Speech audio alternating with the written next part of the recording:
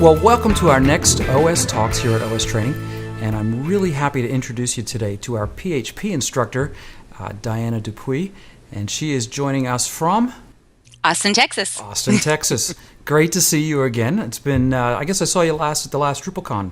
Portland, yep. Yeah, because we missed each other at the camp in Austin. I know, that was That was weird. I had to fly back out real quickly and totally missed you, and oh well. Right, So right. Anyway, it's great to see you today. You too. All right, fill us in a little bit. You're in Austin, so what are you up to these days? And give us a little bit about your background.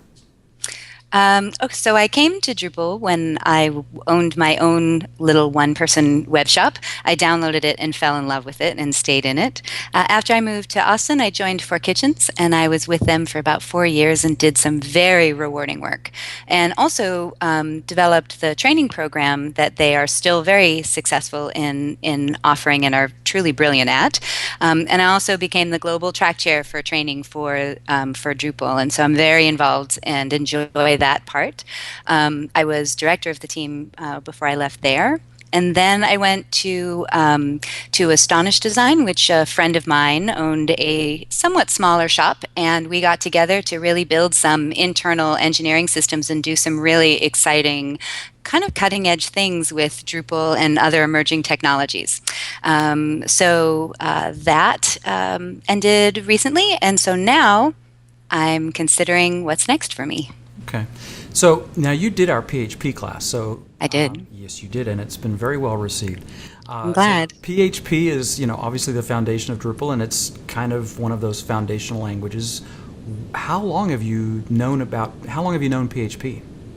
So when I was in college, we studied C++. That is a common academic start of language, and so when I started working in the web, it required me really to dive into PHP, and I loved it because it's a nice combination of having just enough rigidity that you have to follow the rules, which is really important when you're collaborating on code, but enough flexibility that I could do things quickly.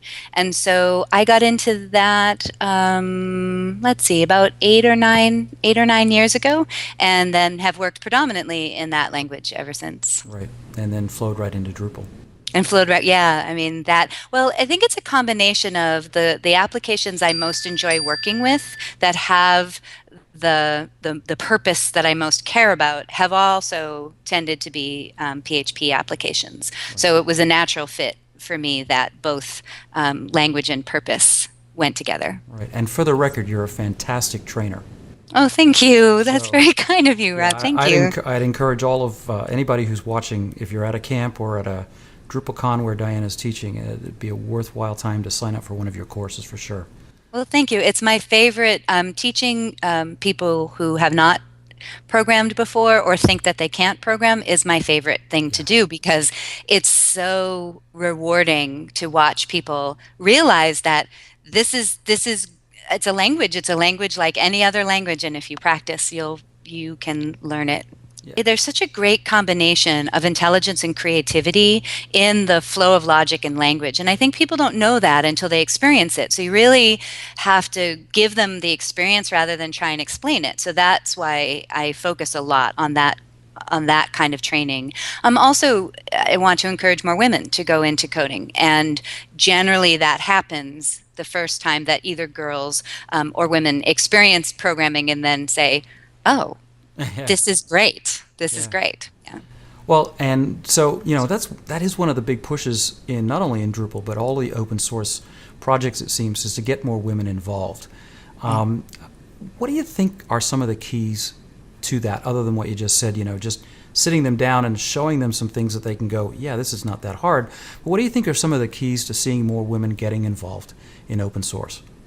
Well, I think there's a couple of things. I think that when women come into a community in which they experience integration and acceptance, and they're able to just socially integrate more easily, I think they quickly become very active in the community. But when they come into a situation that gives them negative feedback, then they quickly go away. And of course, I mean, if you go to a party and you get the sense that no one likes you, you don't want to be there anymore, right? And so one of the things that I have loved about the Drupal community is how little gender has mattered at all. I mean, and it's certainly, I don't want to minimize other people's experience. It certainly can be an issue, and it certainly has at times been a painful issue. For me personally, I have found all doors open, and it's very common for me to be the only woman on a team. It's been very common for me to be the only woman in a leadership role, and yet that has just enabled me to do things that I'm really passionate about without a lot of justifying inside of my teams. Outside of my teams, it's very common for people to not assume I know how to code, even if they've had conversations with me about complex coding problems. They'll still ask me if I play a different role within the group. So that visibility is a little bit of a challenge. So I think coming into a situation in which women can be comfortable and well integrated, and there's a fair amount of good and kind and accepting communication, which I have found a lot inside the Drupal community, that matters. Also relevancy. I think one of the things people tend to think, well, if you're a geek, it means that you're really into first-person shooter video games, right? And if you don't like to shoot people, then you're not really going to be interested in coding. But the reality is that it's a tremendously creative field to be in, and there are problems that can be, I mean, I feel like before I went into coding, I was solving all kinds of problems for free all the time. And now I don't do that anymore. Now I get paid to solve problems. And so I think that relevancy is a big issue, is for women discovering that there's things that they really care about that they can do if they go into this field, and not necessarily just create first-person shooter games, although I'm for that too. Not against that at all. It's just not the only option. Well, It's interesting you mentioned leadership, because Harvard Business Review had an article today, even just today, on it's not whether men are better leaders or women are better leaders, it's that women lead differently. And we just got to wrap our heads around that, and once we do, we're fine. Well, I think one of the things, it's interesting because one of the things that has been central to my career is building teams and ecosystems in which developers flourish and succeed and create innovation. That's a primary part, and certainly as VP of engineering, that was my primary task.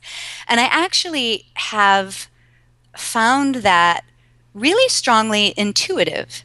And so it makes me wonder if we think of, men and women and the differences between men and women, but there are as many differences between men and differences between women as there are across the gender, yeah?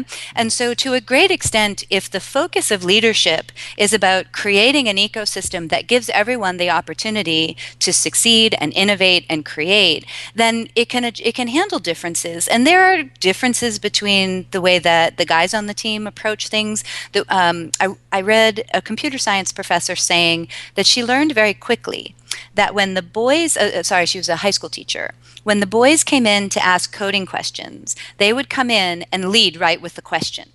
And then after, they might chat. The girls tended to come in and ask her questions like, hi, how are you? How was your day? Feelings questions, and then go to the coding. Right. This has not been true for me. There are plenty of men that I've worked with that want to talk about my day first, and there are women that do not want to talk about that. So I think it's definitely not an absolute. But in every ecosystem, there's going to be as many challenges to integrating people into the system as there are people. So I think that it really is just more about not being closed off to providing people what they need to be successful, and whatever that might be. And I think it can vary by many things, not just gender. Yeah, interesting. Well, staying on the leadership track for just a moment, you have a rather, a tiny responsibility coming up in the next 8 months? Okay, maybe it's not tiny. It's DrupalCon. Probably one of the largest if not the largest open source tech conference every year here in the U.S. A fantastic conference to go to. And again, for our watchers and listeners, I encourage you, if you're into Drupal, go to DrupalCon. Tell us a little bit about what's coming up for you. Yeah, so hooray, the con is coming to Austin, and Austin is the perfect host for DrupalCon. I mean, it was a very natural choice, and so I'm really excited to share the city with people who come to the con. And the real work of the DrupalCon is done by what I call the two Stephanies at the Drupal Association. And they are tireless in all of the bazillion mind-blowing details that go into putting together an experience for a week for, thousands of people.